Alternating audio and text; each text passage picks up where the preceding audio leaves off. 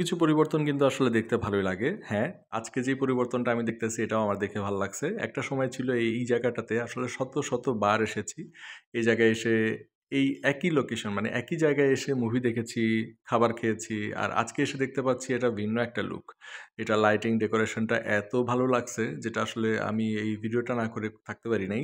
আর আপনারা হয়তোবা জানেন অলরেডি এটা কোন জায়গা। কিন্তু আমি গত ৬ মাসে এইখানে একবারও আসি নাই। তাহলে হয়তোবা এর মধ্যেই এটা চেঞ্জ হয়েছে। তো যারা আমার মতো আছেন শুধু অফিস আর বাসা নিয়ে সারাদিন পার হয়ে যায়, এদিক ওদিক আসলে দরকার ছাড়া যাওয়া হয় না।